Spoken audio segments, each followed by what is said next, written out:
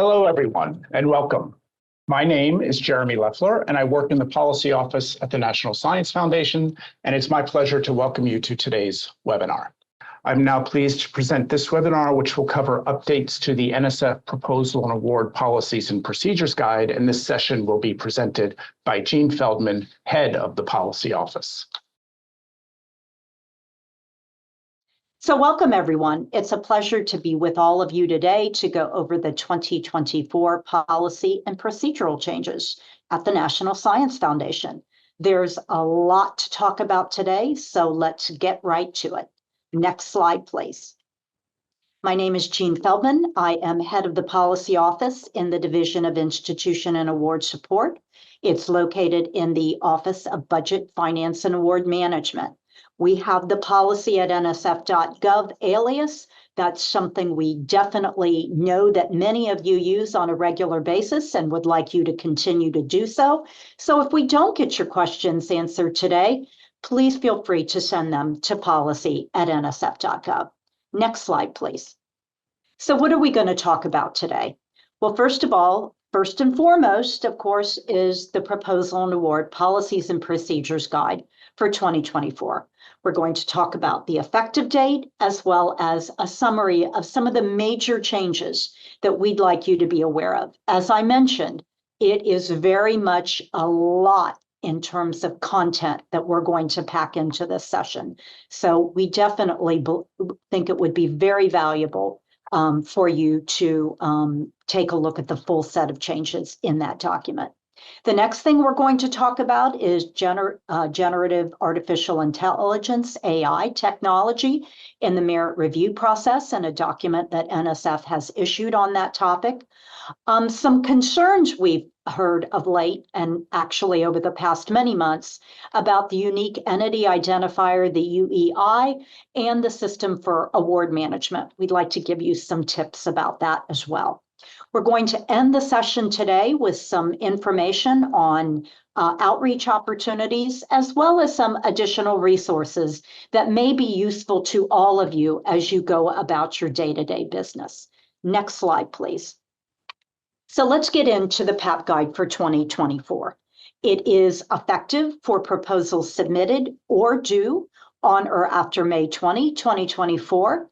If you have a faculty member that submits early and has that due date on or after May 20, they are going to have to comply with the requirements in 24-1. So that's something you really will need to have pay attention to in the process, especially as we move to things like new common forms, et cetera. So please make sure that your faculty are aware that if the due date is on or after May 20, they will have to comply with the requirements in 24-1. Next slide, please. So let's get into the meat of this, which is really the summary of changes that we'd like to make you aware of. The first is the submitter's local time. It has been submitter's local time, 5 p.m. submitter's local time for many years. That is not new. What is new is that we are clarifying that it is the submitting organization's local time, not the location of an individual. So we've had questions from, I'm a faculty member, is it my local time or my institution's local time? With many folks being on remote, this is becoming a bigger issue. Similarly, we have those in Sponsored Projects Office that are asking the same kinds of questions. So we want to make you absolutely aware that it is the submitting organization's local time. We did a bit of terms of level setting or clarity in terms of foreign organization eligibility. Now, as many of you are aware, and it's been our policy for a very long time, NSF rarely provides direct support to foreign organizations. However, when it is essential to the project that you provide funding to either a consultant or via a subaward, to a foreign organization, we have some parameters and some things that need to be described in the project description. And we added some clarity to this language. So I want to go over these right now. So again, if you're going to check the checkbox on the cover sheet. And if you are intending to provide funding via consultant arrangement to subaward, your justification has to include why support from foreign in-country resources are not feasible, why the foreign organization or the individual can carry out the activity more effectively, what unique experience, organizational capacity, facilities, data resources, and/or access to a geographic location brings to the project, and it's not or, it's and what significant science and engineering education, training, or research opportunities the foreign organization or individual offers to the U.S. This particular information that is placed in the project description is reviewed throughout the entire NSF process, when the proposal initially comes in, when it goes out for external peer review, when the program officer is getting ready to make a funding recommendation, when the division director is getting ready to do their DD concur, and then it also goes to our Office of International Science and Engineering for their review. And then finally, it's considered by the Division of Grants and Agreements. So this information is taken very seriously in our proposal and award process. And so we wanted to bring this minor clarification language to your attention. Next slide, please. Let me talk about another issue that has been on many people's minds, and that's been changes in CHIPS and Science Act of 2022 related to the malign foreign talent recruitment programs. Now, we have a definition, as is stated on this slide, in PAPPG, the PAPPG introduction, section D, on what a malign foreign talent recruitment program is. And so I wanted to point that to you before I go through the contents of this slide. Now, any person who is a current party to a malign foreign talent recruitment program is now ineligible to serve as a senior key person on an NSF proposal or award. What does this apply to? It applies to any proposal submitted or due on or after May 20, 2024. In other words, we are not retroactively applying this to something that was a proposal that was submitted prior to May 20, an award made prior to May 20. And so we want to make this very clear that it is only going to affect any proposal submitted or due after that May 20 date.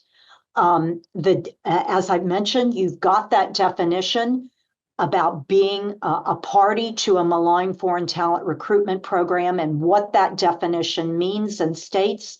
Please point that out to your faculty, as it's very, very important.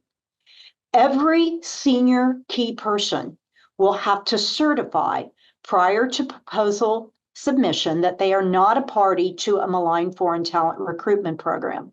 And how are they making these certifications?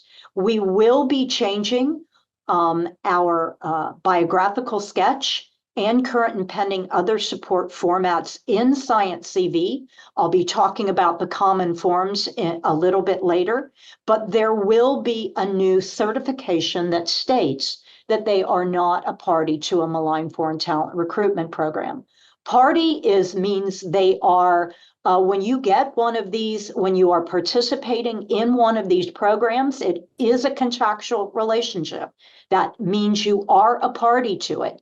And so therefore, that's why this language becomes so very important to those preparing and submitting these proposals in Science CV.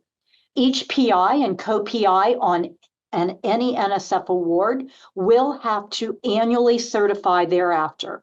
The statutory language points specifically to senior key persons, but after an award is made, we deal and refer directly to PIs and co-PIs. Those are the individuals on NSF awards that we know. Other senior personnel, other than PIs and co-PIs, can be changed at any time, and NSF is not aware of that. That's why any post-award requirement that we would apply applies only to PIs and co-PIs, and they will be required to certify annually thereafter. And this will occur in our account management in research.gov. There will be a new term and condition added, which implements this requirement post-award. When you see this language, it will talk to being a proposal submitted on or after May 20, 2024. It's not just the senior personnel that will have to make this certification at the time of proposal submission. In addition, the statutory language also had a requirement for organizations, and it stated that organizations have to certify upon proposal submission that all of the senior key personnel have been made aware of and have complied with the requirement that they are not a party to a malign foreign talent recruitment program. Next slide, please. We have another quite significant change that we are imposing on institutions, and this is also out of the CHIPS and Science Act of 2022. And what the CHIPS and Science Act stated was that each recipient of higher education, and that's important because it is limited to higher education institutions only, must annually report all current financial support, the value of which is $50,000 or more, including gifts and contracts, received directly or indirectly from a foreign source, which is associated with a foreign country of concern, as defined in the PAP Guide introduction, again in section D. The $50,000 reporting requirement is an aggregate source, threshold by source, and it only applies to direct recipients of NSF funding. So this means that subawardees or individuals are not required to submit these reports. So the reports are submitted on by July 31st of each year in research.gov. I want to make clear that there are some parameters that are very important for folks to be aware of. For example, in these reports, we talked again about a gift or contract with a cumulative value of $50K or more. The countries of concern are North Korea, Iran, Russia, and China. I should have mentioned that in the beginning. But one of the things that have been of great concern to the community has to do with the issue of tuition payments. And so when you look at the actual PAP Guide language, tuition payments for a specific student are excluded from this reporting requirement. An example of this very clearly is a parent payment for a child, children, or other relatives. However, if the payment of tuition is in the form of a grant, scholarship, or other form of financial aid that is conditioned on a specific criterion, the student's country of origin, all students from a particular country, students with a particular major, or students studying a particular language, but not for the benefit of a specific student, that payment is actually reported when the aggregate threshold of $50,000 from a foreign source has been met. So again, I mentioned July 31st of each year. The first report will cover the reporting period of July 1st, 2023 through June 30, 2024, providing the institution with a 30-day period for finalization and submission of the requisite information. Subsequent years' reporting periods will run from July 1st of the previous year to June 30th of the reporting year. One of the things that folks will have to do when they go through here, on the first bullet, it says negative reports are required. So if you receive a new award or a funding amendment on an existing award, you will be subject to this requirement. Negative reports are required. What we mean by that is that if you have nothing to report, you will need to go in to Science CV, answer 2 questions, and then you will be certifying this language and submitting that to NSF, and that will fulfill your requirement. In terms of what you're also required to do, institutions must maintain copies of relevant records, and NSF may request copies of any contracts, agreements, or documentation of financial transactions that are associated with these disclosures. As I previously mentioned, if you are an organization other than an institution of higher education, you are not required to submit the annual, what we're calling them short, FFDR report. There will be a new term and condition added that implements this requirement post-award. Next slide, please. Mentoring requirements. Now, for a number of years, we have had a postdoc mentoring plan that was put in place by the original America Competes Act. And what CHIPS and Science did was modify the America Competes Act and expand the requirement to include graduate students. So obviously, it will no longer be called the postdoc mentoring plan. It will be simply referred to as a mentoring plan. Well, how did NSF implement this requirement? Obviously, funding for graduate students and/or postdoctoral scholars have to have a mentoring plan not to exceed 1 page. Let me emphasize this second bullet because I've received a number of questions on this. There are not separate plans for graduate students and postdoctoral scholars. It again is a single plan that addresses mentoring requirements.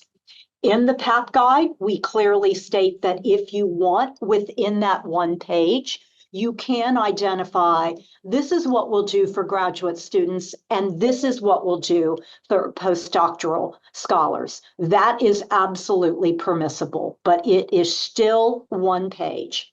It's also a plan for all graduate students and postdocs, regardless of whether they are at the submitting organization, any subrecipient organization, or any organization participating in a simultaneously submitted collaborative proposal. So again, it remains 1 plan per proposal. Next slide, please. In this space, there is also another new requirement that was imposed by CHIPS and Science Act of 2022. And what that basically did is imposed a new requirement for an individual development plan for graduate students and postdoctoral researchers. And in accordance with this provision of the CHIPS and Science Act of 2022, any grad student and postdoc with substantial support has to have an individual development plan, which is updated annually, which maps to educational goals, career exploration, and professional development. How do we define substantial support? NSF is defining substantial support as an individual who has received 1 person month or more during the annual reporting period. There is a certification requirement mandated by CHIPS and Science as well. And that the certification is that each graduate student and postdoc has a plan and that certification will be provided by either the PI or co-PI as part of the annual reporting process. There is another new term and condition that will be added implementing this requirement post-award. Next slide, please. Now I'm going to change gears a bit and talk about the common forms for the biographical sketch and current and pending other support. We have been talking about the common forms development process over the last few years and the activities that have been going on in the National Science and Technology Council's Research Security Subcommittee. And they created a working group that was chaired by both myself and Michelle Bulls at NIH to create two common forms, the biographical sketch and current and pending other support. The intent was to harmonize the content requirements for both forms by use for federal research funding agencies. Both of these forms will include the requisite certification from NDAA 2021, Section 223, regarding the information being accurate, current, and complete, and that the individual is not a party to a malign foreign talent recruitment program. So we took care of that implementation for any agency that makes use of these common forms by adding both of those certification requirements. These two new forms have to be separately implemented by each federal research funding agency, and the PAP guide or 24-1 implements these revisions. And so the next few slides are going to talk exactly about how NSF has implemented these and what we've done with regard to these forms as steward of these forms. So next slide, please. So this slide shows the web page that NSF has developed on the disclosure requirements and standardization. It talks about what the basic premise is and what the objective of these, the disclosure requirements and standardized section of NSPM 33 implementation guidance is. And then goes into having the versions, the approved and final versions of the common form. The way that common forms work with the federal government, one agency serves as steward. That makes it their responsibility to put out the Federal Register notice, announcing the draft common forms, as well as soliciting input from the community. We received a lot of input. Thank you very much. And I think you're going to see when you actually open these common forms that feedback is very, very much reflected in what was ultimately approved by the National Science and Technology Council. So NSF is serving as the steward. We were responsible for resolving all the public comments, as well as all of the agency comments, and there were over 500 of those that were submitted in response to the common forms. Next slide, please. So the way that NSF is implementing these common forms is that obviously the biographical sketch continues to be required for each individual that's identified as a senior key person. And you will note that in the past, NSF has always referred to senior personnel. We have changed the terminology for consistency with these forms and now refer to senior key persons or senior key personnel as appropriate. The biographical sketch is used to assess how well qualified the individual, team, or organization is to conduct the proposed activities. You will note that that's exactly what NSF has used the biographical sketch for many years. So we were able to input a lot of the way NSF did business, and you'll see a lot of familiarity with what NSF has done in the past. Similar to what NSF implemented with the draft, individuals will continue to have to disclose contracts associated with participation in programs sponsored by foreign governments, instrumentalities, or entities, including foreign government-sponsored talent programs. You will note on this, it's hard to see, but there is actually a link to that. In many spots in these common forms, you will find standardized and harmonized definitions across the federal agencies. So you will be required to tell us about those foreign government-sponsored talent recruitment programs. Those are not bad. We're just asking you to report those to the agency. This is different, again, to a malign foreign talent recruitment program. And so again, as I've already mentioned, you will, each senior key person will be certifying that they're not a party to a malign foreign talent recruitment program. Effective May 2024, we will be implementing the new common forms at NSF. And like last year, each senior key person will be required to create them in Science CV. Next slide, please. So a bit more about NSF's implementation of the biographical sketch. NSF's implementation is fully compliant with the data elements that are specified in both common forms. I'm very happy to be able to say that we really took at NSF these common forms very seriously. Now, these next few bullets are a result of that. When I was briefing them to senior management, the biographical sketch does not have a page limitation. As such, we have removed the 3-page limitation from the biographical sketch. However, we believe that because of how the data elements are being implemented, this provides us a great opportunity to minimize the administrative burden associated with completion of the biographical sketch. One other change that we have made is of some significance. Obviously, in last year's PAP guide and for many years before, we had a mandated section on synergistic activities. Well, again, when I briefed this to senior management, I noted that's not in. NSF is the only agency with the requirement to identify synergistic activities. And so we said, okay, for full compliance with the biographical sketch, we are going to remove synergistic activities as an element in the biographical sketch when we implement these common forms. We are not getting rid of this requirement. We validated that it is still important and necessary as part of our process.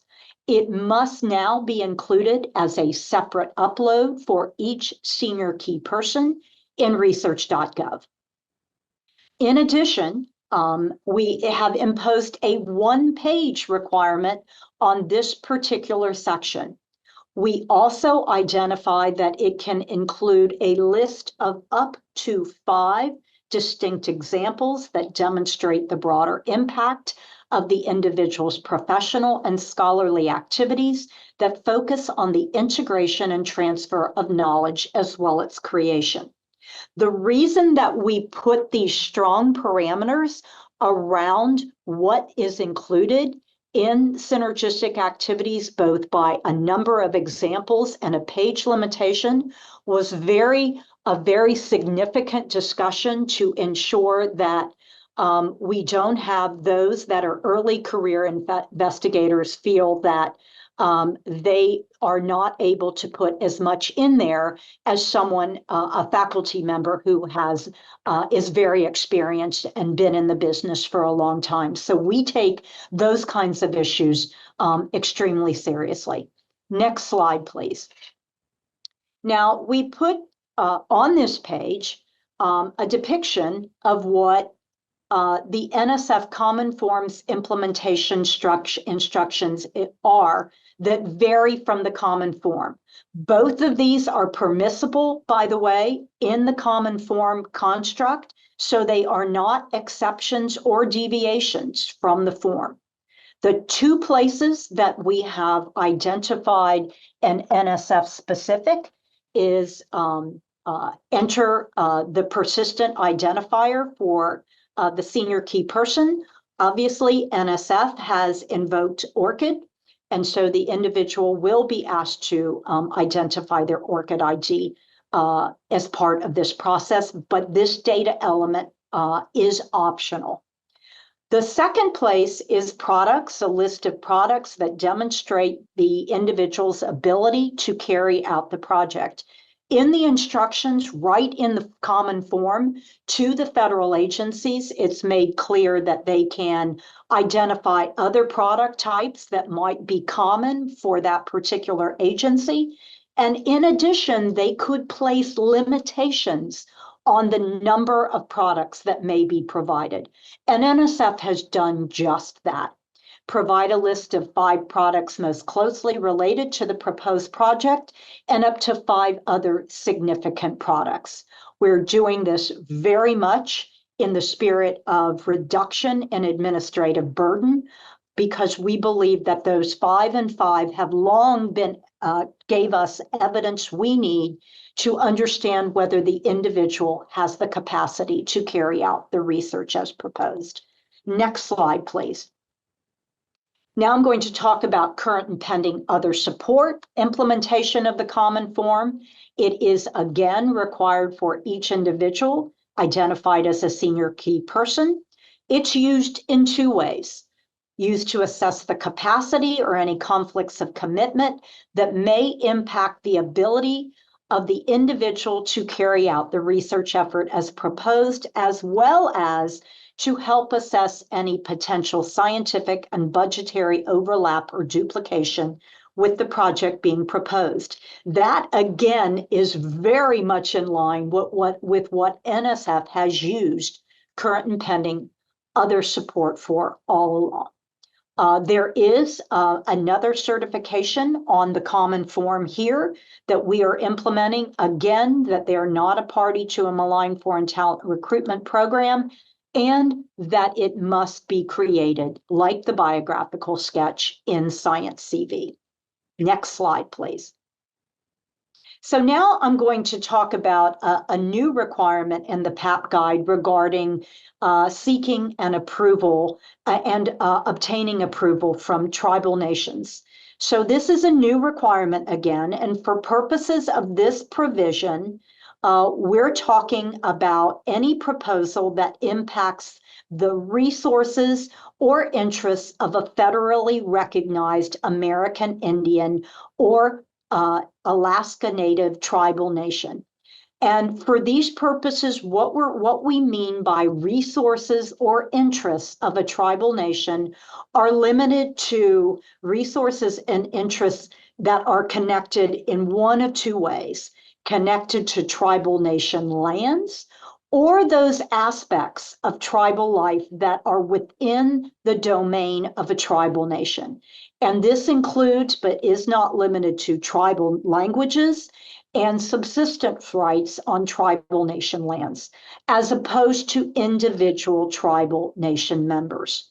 So the overall policy requirement is that if there is a proposal that may impact the resources or interests of a federally recognized tribal nation, NSF will not award that proposal without the prior written approval from the designated officials from the relevant tribe.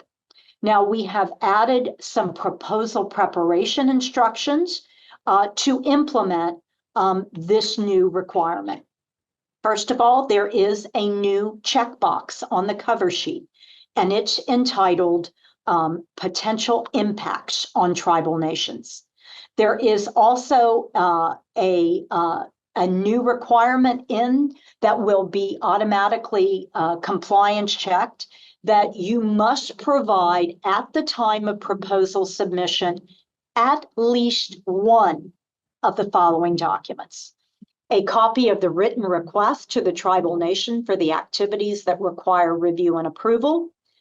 Prior to award, a written confirmation from the tribe that review and approval is not required, or a document providing the requisite approval.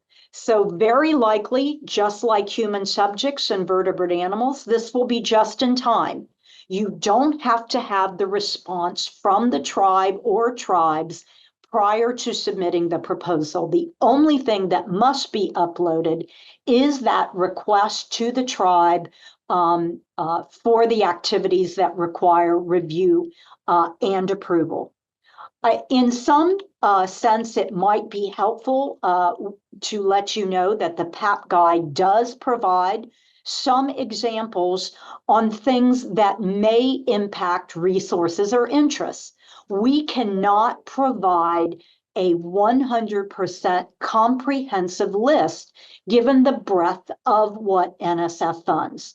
This is a new requirement implemented by executive order in the engagement and consultation space with tribal nations.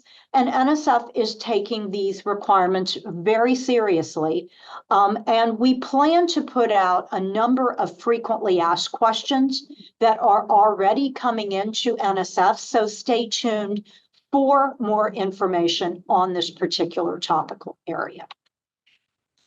Next slide, please.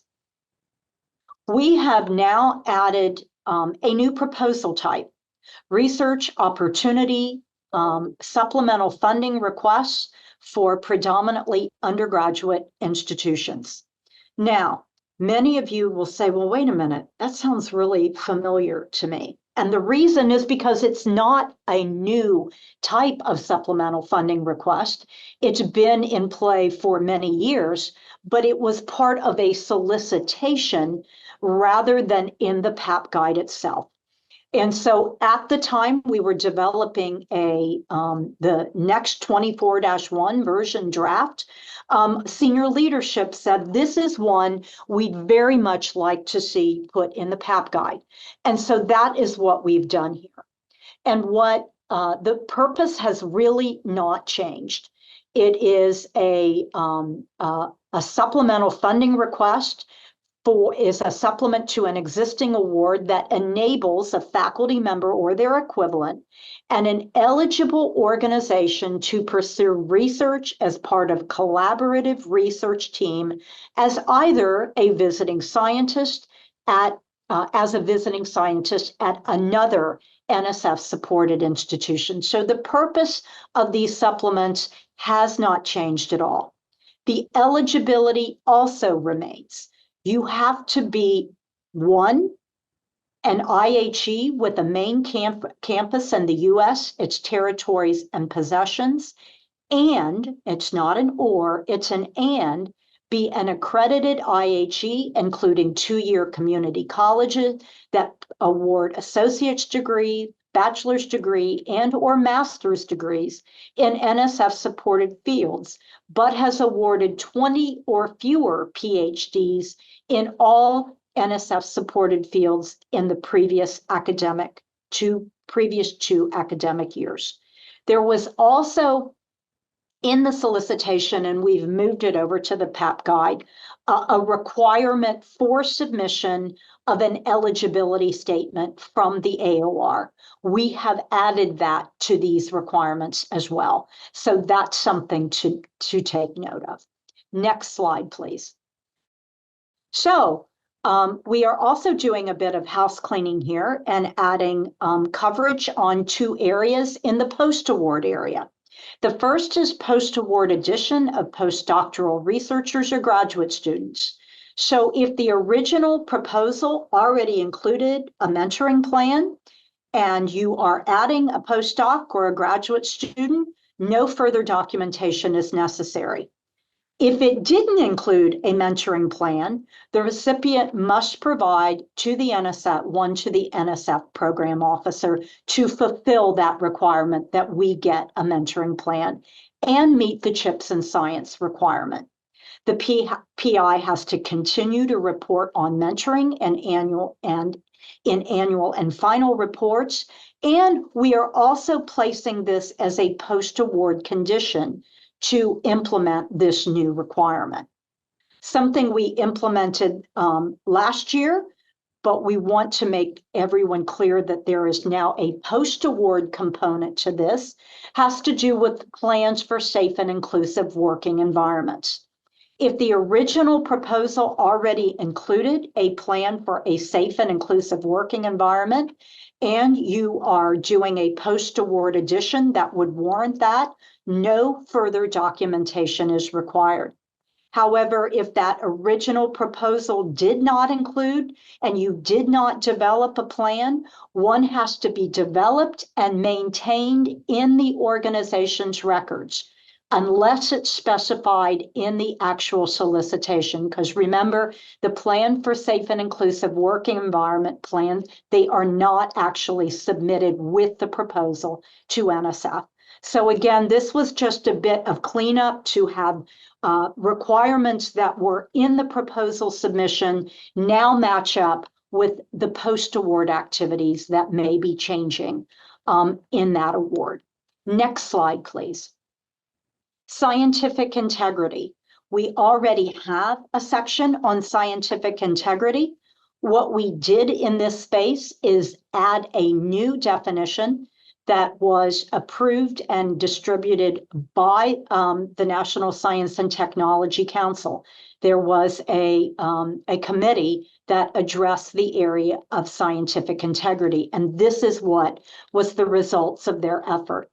The new definition is scientific integrity is the adherence to professional practices, ethical behavior, and the principles of honesty and objectivity when conducting, managing, and using the results of and communicating about science and scientific activity. Inclusivity, transparency, and protection from inappropriate influence are the hallmarks of scientific integrity. We'd also like to note in this space that we have an updated NSF scientific integrity policy, and it's available on our scientific integrity webpage. And there are other new materials that have been added to that page as well. And so I'd like to bring that to your attention as something that you may want to peruse at a later time. Next slide, please.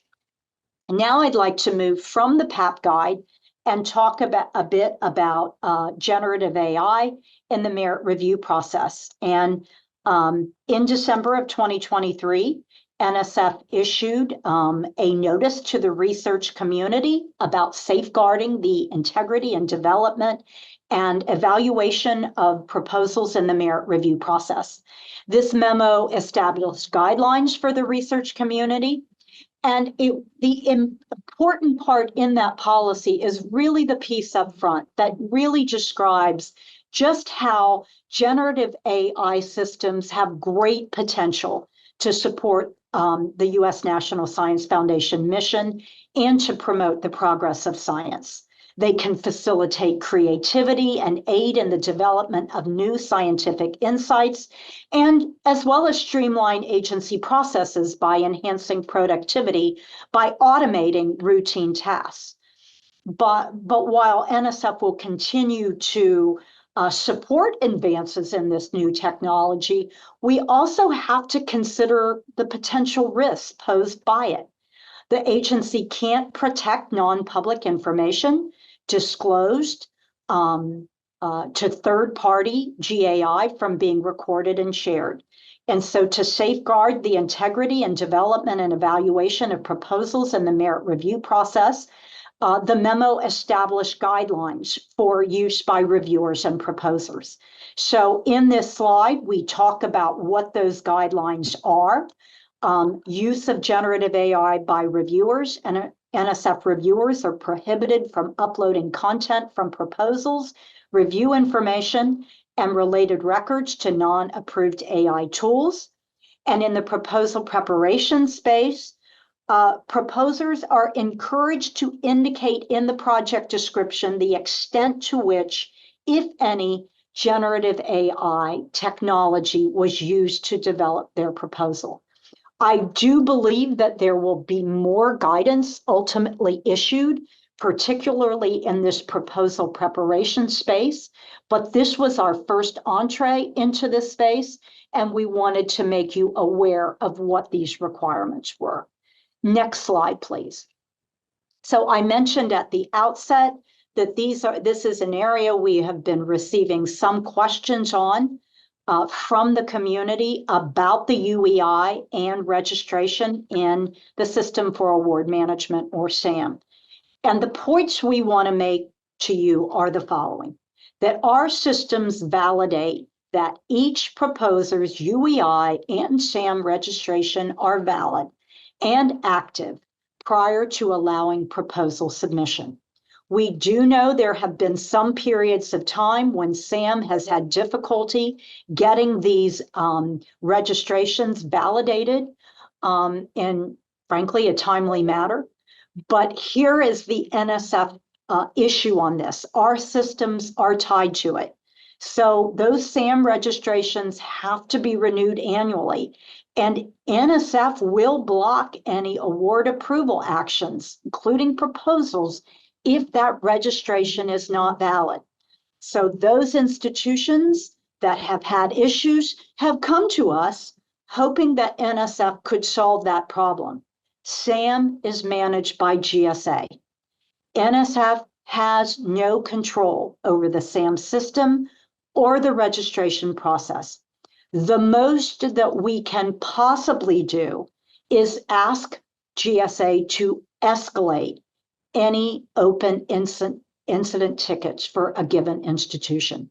So we wanted to make it very clear, because there clearly is belief in the community that NSF can override this requirement. Our systems are programmed, and we cannot do that. So we just wanted to make very clear what our role, what GSA's role, and what we could or could not do in this particular space.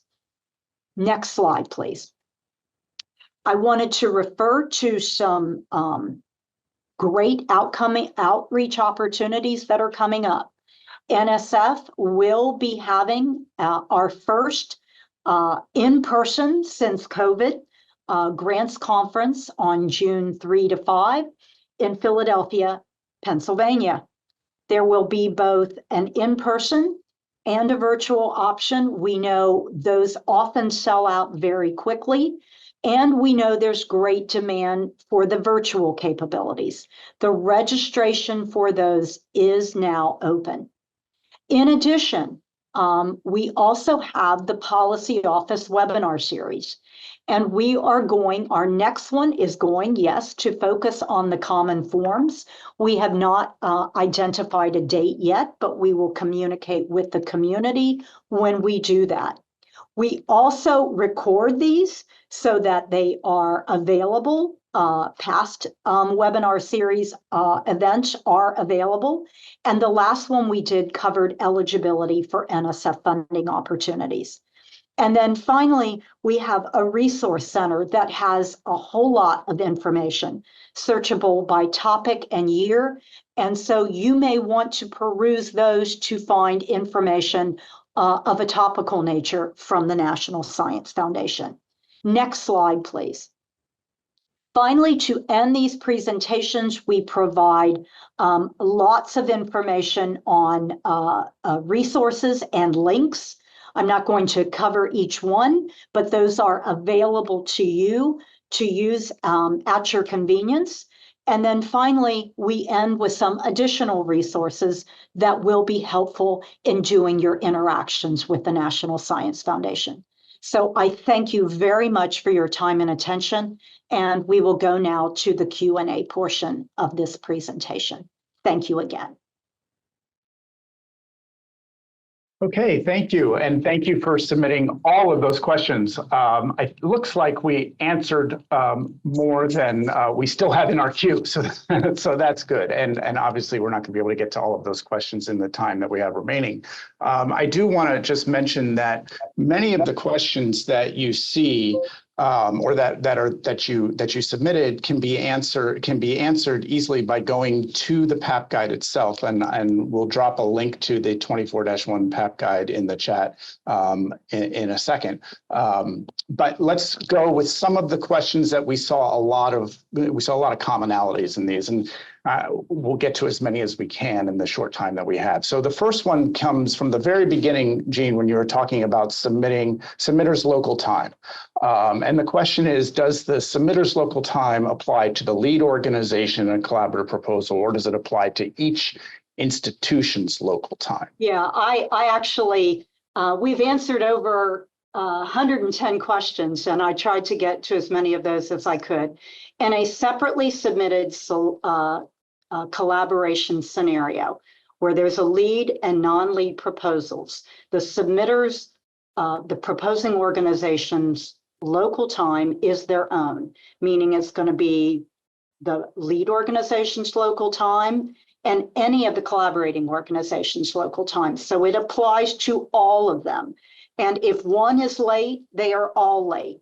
But we definitely do it by the organization, their local time for each entity submitting a separately submitted collaborative proposal. Okay, I want to get into some questions around the malign foreign talent recruitment program policies. And the first is, can you just restate, because we had a lot of questions about this, what are the identified countries of concern? Okay. They are China, Russia, North Korea, and Iran at this time. And that is what is covered in our definition in the PAP guide. Although we are using a statutory definition, which has a Part B to it, which also permits the Secretary of State to add additional countries. As of right now, they have not done so. So we have the 4: China, Russia, North Korea, and Iran. Okay, and then I wanted to get to a couple of questions on the foreign financial disclosure reporting. First off, when will those be available for submission in research.gov, and what is the date that reporting must begin? Okay, so these are great questions, and I did see a number of these as well. So we will be making when you go in May 20th, there will be in research.gov a demo site that you can see everything we're asking. You can kick the tires, you can try to figure out and get a better sense of the actual data elements.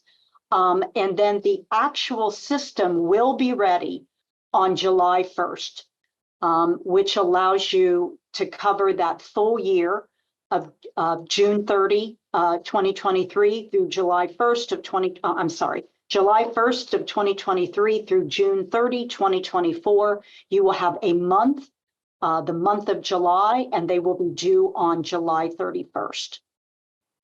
Okay, I want to move into a couple of questions about the new tribal nations policy. And the first one is, so this is for proposals that may impact the resources or interests of a federally recognized American Indian or Alaska Native tribal nation, and that we require prior written approval from them. What if a proposer has contacted one or more of these affected tribal nations, but doesn't receive a response? Okay, so I've also got, can we bring Caroline up so that she can also be engaged in this? Caroline actually heads our Tribal Council Consultation and Engagement Working Group. What our principal advice, we have begun to say a lot, is start this process early. Start reaching out to the tribes early, because we know for some tribes this may take some time as they begin adjusting to this new process. But I'd like Caroline to add a little bit more to this particular question. Yes, thank you, Jean. And I completely agree with everything you said. And one of the main purposes behind this language is to really encourage researchers to begin to build those relationships with the tribal nations. Many already have done that, and that's been part of their practice for years. And this is something that was required by the executive orders and presidential memoranda, as Jean mentioned earlier in the presentation. Okay, the next question is, does this apply to institutions that sit on a historic tribal nation land? And Yes. okay. The bottom line is there are many tribal colleges, excuse me, that are actually even funded by NSF's TCUP program, tribal colleges and universities program. However, they are not the tribe.